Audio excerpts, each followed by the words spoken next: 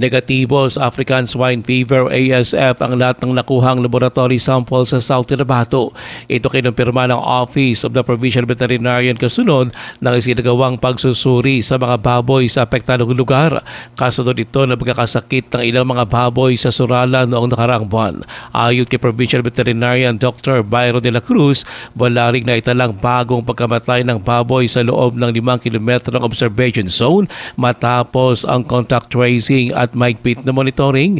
Dahil dito, sinabi ng opisyal na mula sa ngayon ang anumang laboratory confirmed case ng ASF sa lalawigan.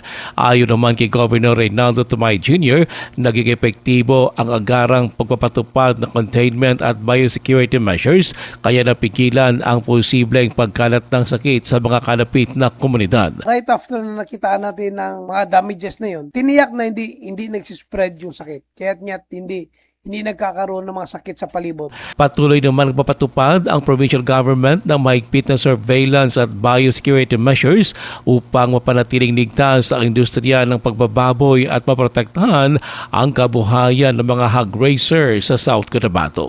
Ruel Usano, NDBC, Bida Balita.